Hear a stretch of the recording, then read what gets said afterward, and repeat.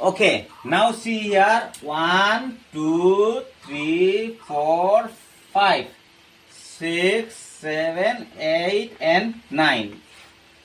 इनमें से जो भी एक नंबर को सोचो और सेलेक्ट करके ले लो। सेलेक्ट करने के बाद तुमने फॉर एग्जाम्पल तुमने एक को सेलेक्ट किया, तुम्हारे हिसाब से जो भी सिलेक्ट करो 1, 2, 3, 4, 5, 6, 7, 8, 9 जो भी सिलेक्ट करो। फॉर एग्जाम्पल मैंने दिखाने के लिए 8 सिलेक्ट किया। 8 सिलेक्ट करने के बाद इसको 7 जोड़ देना। 7 जोड़ देना। 7 जोड़ने के बाद कितने मिलते हैं?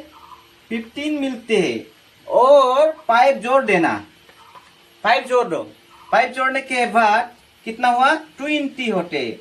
और 20 जो मिला तो नंबर तुमने सोचा था, जो नंबर तुमने सेलेक्ट करके लिया इसको घटा देना। फॉर एग्जाम्पल मैंने कितना सेलेक्ट किया था? 8 को यहाँ पर घटा दो। कितना आ गया?